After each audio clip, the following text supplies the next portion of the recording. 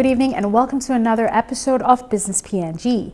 President of the PNG Chamber of Mines and Petroleum, Gerea Auopi, said mineral explorers are facing tough times. Mr. Auopi expressed concerns over the drastic decline in mineral exploration, especially in the grassroots exploration sector. Now, this was at the 14th PNG Mining and Petroleum Investment Conference that took place in Sydney last week.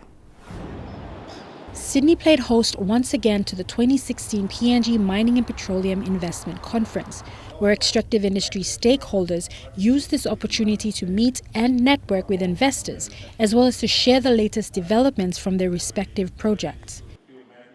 Attendance has significantly dwindled compared to recent years, this due in large part to the country's struggling economy. Despite this, the O'Neill Dion government remains confident and continues to welcome investments. Papua New Guinea economy continues to remain a challenge. 2016 has certainly been a challenging year. We are now at the end of the year, and again, there is no doubt that 2017 will be a challenging year for the global economy as well. Our government revenues from the oil and gas sector has fallen almost 2 billion kina a year at the height of the prices, commodity prices falling, to around 260 million kina a year. Adjusting to these realities has been challenging, but again, it is key to surviving the challenges we must face today and into the future. Our good treasurer has outlined in our recent budget the economy will grow at a slower rate in 2017, but again, this is a positive growth. Amongst the development updates, French oil and gas company Total SA shared the latest from the much-anticipated Papua LNG project. Managing Director Philippe Blanchard gave EMTV an exclusive interview in which he detailed the projects moving forward in 2017. According to Mr. Blanchard, the company has drilled Antelope 6 beginning of 2016 and is currently drilling Antelope 7. Antelope 7 should be the last appraisal well located to the west of the field and required to finalize the assessment of elk antelope resources. Over the year 2016, we engaged on several fronts for the project. The first one being to finalize the appraisal program. And we have a fourth appraisal well ongoing, Antelope 7, and we hope that it will be completed beginning of the year 2017, and that should be hopefully the last one, and as it will resolve most of the uncertainties that we still have on the reservoir. In parallel to that one, we have started all the environmental and social baselines in order in 2017 to perform the impact assessment, which is a requirement by the law to be able to be awarded an environment permit at some point, and also to substantiate the dossier for the application for the Petroleum Development License application, which may happen in 17-18. We will see how far we are progressing and the quality of the work that has been done. And we have also taken advantage of these baselines to better understand the environment we're working in, and also the communities that will be impacted by the project, from the waterways, from Orokolo Bay up to PL 15. Production for the project is expected to begin in 2022 and 2023. However, the company's plans may hit a few speed bumps, with Gulf Governor Havila Kavo coming out strongly against the project, addressing his concerns to both the developer Total and the government. When PNG LNG pipeline was laid 400 kilometers, I posed a threat on marine ecosystem destructions. Today, my people are not catching any more lobsters and crayfish as they used to do 2 years ago. In that, the studies concluded that they quantitated and they quantified the value of damages before the laying of the pipeline, construction phase of the pipeline, and after the laying of the pipeline. State and the developers' EIS report did not do that kind of reporting. In response, Minister for Petroleum Nixon Duban has stated that while he respects Kavo's and the Gulf people's concerns, he also urged them to keep project economics in mind, as the project will bring much-needed development to the Gulf province. I respect the view expressed by the governor. He's entitled to his view. But again, we must always reflect on project economics.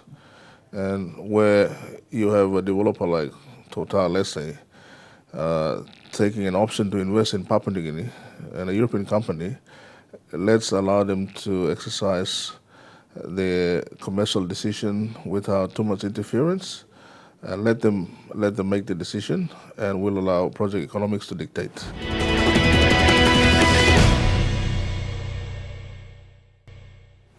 Welcome back to Business PNG.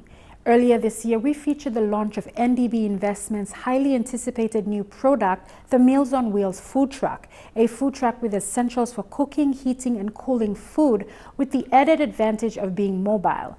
Since that story, the food trucks have been selling like hotcakes. We visited some of the food truck owners to find out how business has been. Michelle Bird with this story. In June 2016, the National Development Bank Investments launched their new product, the Meals on Wheels food truck. 6 months later, Business PNG followed up with NDB Investments CEO and a few Meals on Wheels owners to discuss how the city's food and beverage sector is progressing with the introduction of the highly noticeable red food truck. When we thought about empowering indigenous Papua New Guinean SMEs, we looked at getting them started. And therefore, having something like this, the Meals on Wheels caravan, it allows them to basically be able to cook and sell the food from that caravan. And then we also provide them with, portable outdoor furniture, so tables and chairs that they can just set up around the cart. Yeah. So in that way, you're still able to serve your customers. They're still able to come and sit around and enjoy their meals, but at the fraction of the cost. So that is the whole idea behind the Meals on Wheels cart. It sort of allows them to make a decent amount of money per day, but without the additional, the higher cost of renting a shop. So that's pretty much the background for it. So essentially what the Meals on Wheels cart is that it's a kitchen and a shop on wheels, essentially. So it's got all your cooking utensils there. It's also equipped with your cash register and just everything you'd need in a shop. So it's all of that on wheels, and it's also very convenient. It's mobile. You can operate in the morning, then take it back home and bring it back the next day, and you're able to serve multiple locations. Yeah. One such Meals on Wheels owner is a young aspiring Christopher Sohenalo from the Eastern Highlands province, who is an IMR research officer based at the POM General Hospital. Christopher admitted to not knowing a lot about business and that it was his passion for food that motivated him to make the purchase. His family members operate the truck and he joins them during his lunch breaks and days off. Make it very easy, like to start a business in here you need some good amount of money. But with Meals on Wheels, you only need about roughly 10,000. 4,000 enough for equity and another few thousand for other insurance and stuff like that. So they make it very cheap for people who want to start a business. Start small. So public reaction, it's I guess one of the first is a pleasant surprise. They're walking by this corner every single day, and the next day you come by and there's a food cart operating there, and it's selling really, really good food. Yeah. And so the general response has been a surprise, and they're happy with the quality of the food. It's hygienic. It complies with all of the health regulations. So it's just people are surprised, and they're also happy with the convenience of having quality food being brought right to them instead of them having to go look for it. Another Meals on Wheels owner is engineer Jenin Garap, who worked in Porgera for 2 years after uni, then moved back to Port Moresby. However, with the economic downturn, employment on the low, Jenin had to go into business to create an income for herself. Drawing on her knowledge for food, Jenin joined NDB's business incubation scheme and went on to acquire a food truck that now complements her catering business. But if I would encourage other young people is to have a good business plan and also keep your, if they're already employed, keep your day job, and so you have money coming in to spend, because right now this is the spending stage for me. I'm still spending. I've not reaped the products of my hard work yet, and to have another means of income to sustain you, that would be great. But if you are not employed, and if you're like me and not employed and trying to start something, then you have to have a very good family support. Not only does the food truck provide an income for the owner, but we see a trend where owners employ their unemployed family members to work with them. Products like these from the bank make a big difference for individual households. However, there are still numerous issues in operating a food truck in the city, as Margaret Harrow explains to us. I encourage everyone to go and get themselves a cart. It is difficult running it because overhead, I don't have enough employees, and that's the only difficult part. I try to get all my children involved and just to cut the cost. But once we get there, maybe I will start employing people and maybe get a bigger place. But right now it's a little struggle because of, like I said, the informal markets around.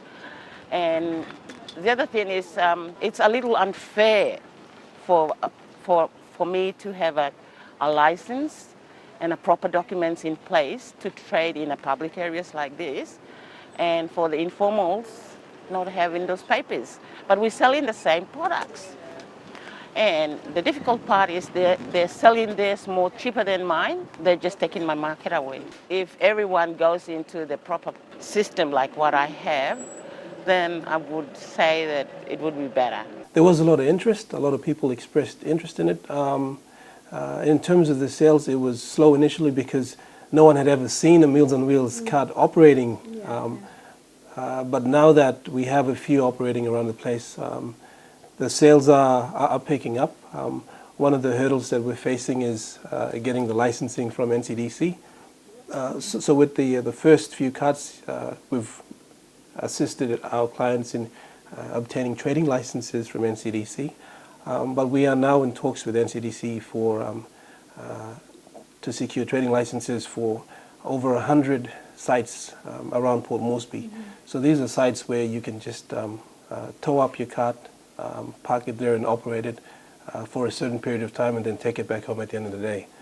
So in the future, once we get that off the ground, we're looking at supplying the carts together with the licenses.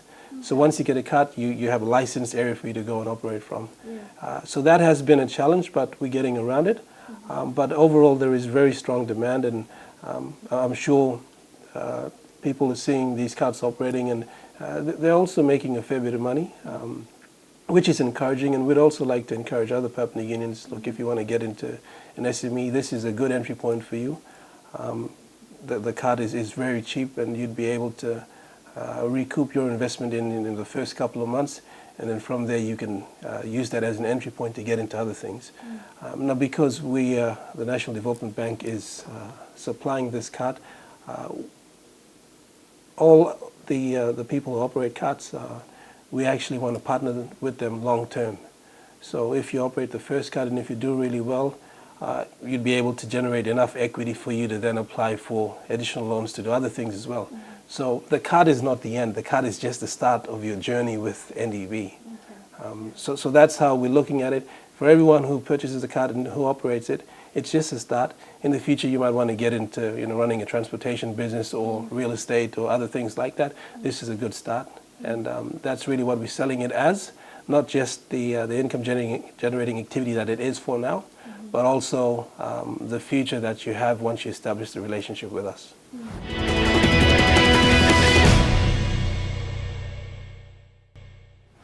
2016 has been a trying year for businesses in the country.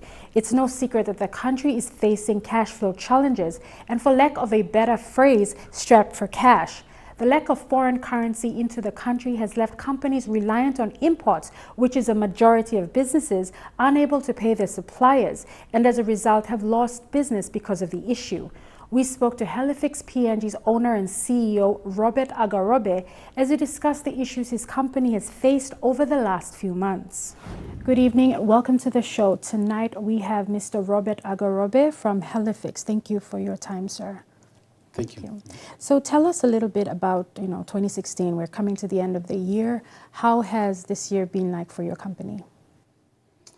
2016 hasn't been good for us. It's been more or less a very quiet year. The previous 3 years was very hectic for us. We had 3 good years, and towards the end of this last year, everything sort of slowed down because a lot of our work was with into oil. We had 100% of our work was purely done with into oil. And the 3 years prior to this year, it was very aggressive seismic work that we did with the into oil. And everything was sort of looking really good. We did a lot of work, tried to build the business up, build our infrastructure up, thinking that it'll go on for another 5-10 years. Unfortunately, towards the end of last year, things didn't work out the way we hoped. Into oil withdrew its services and totally shut down mid this year. So it's been very, very quiet for us, apart from some of the work that we're now doing for Total. Yeah. So we are optimistic and we hope that next year would be a good year for us. That's why I'm here, hoping that I could hear some good news. Yeah. Okay. So, I mean, obviously highs and lows are normal with, getting into business. It's not really certain with the issues that you've been facing. And, in terms of foreign exchange, that's also been an issue, a hot topic actually in the past year or two. Can you give us some insight into what your company has been facing? Well, I guess with a lot of big businesses, especially importing businesses, we import a lot. For the type of work we do, we import a lot of assets like aircrafts. Of course. We lease aircrafts in, so we got to pay the owners of the aircrafts in US dollars. We import a lot of skilled people. We bring in a lot of spare parts. So, we are very import driven, and we got to pay our suppliers in US dollars. And that's, in the last year, trying to secure US dollars has been very, very difficult. And in the last couple of months, it's been even more difficult with the new laws that have been passed. So, we have service providers at the moment offshore who sort of suppliers putting stop to accounts because we just can't pay up in time. So it's a big concern, and government really needs to look at that. A lot of us we're not a manufacturing country. We're an importing country, and we need to pay our suppliers in US dollars. Yeah. And that's where the problem is. I guess I'm not the only one having the problems. A lot of people facing the same problem. Of course. So you mentioned the government should look into that. What, in your opinion, should the government do? Well, as a layman, a businessman, all I want to do is, if I've got a contract with a supplier, I want to be able to pay him on time, all the time. It's just the way business is done. There should be no excuses, no ifs or buts. And government's got a lot of expertise in that area. They need to fix it up. Yeah. How they fix it up, it's something that they need to do. I'm not an economist. I don't know. All I know is that I'm a businessman and I need to pay my bills on time. Sure. So, and they need to address this because it's people like us, corporate businesses, big businesses that employ people. We train people. We're what makes a country go around. And, it's situations like this that, put a bottleneck in operation. And, once people like us shut down, it's very, very hard to build a new business up again. So, there's a lot of old companies here who have helped build this country up are having a lot of problems now. And if you look back at the history of these businesses, a lot of them go back 30, 40 years. So it's not easy to start new business, you know, and my biggest concern is that if we have a lot of these big businesses shutting down, you know, what next? So it is a serious problem, and we need to address this seriously. So moving on 2017 with the, you know, obviously you're going to go into the new year with a lot of these issues still unresolved. What are your hopes? What do you expect in the new year? Well, that definitely needs some work, you know, otherwise, you know, it's going to be a cascading effect down. You know, it's hard to lay people off work, especially when it's no fault of theirs. How do I terminate an employee that's been loyal to me for the last 10, 20 years? Sure. But I got to lay him off because there's just no work. So hopefully, and that's why I'm here, is to see if there's anything in the horizon coming up. For people like us in business, you know, it takes a lot of risk. We put a lot of money down, hoping that there's work. In preparation for work, we got to spend a lot of money. We got to, make sure that our equipment, the company is prepared in a way that when work starts, we're prepared to go out and work. So we got to start spending money now. And it's a bit of a worry when you spend money without any concrete, working horizon. Yeah. So it's a big gamble that we're taking, and it's a type of gamble that, it's a bit of a worry, especially when you don't know what's happening. Yeah. Thank you so much, sir, for your time, and I hope everything works out well in 2017. Thank you. Thank you.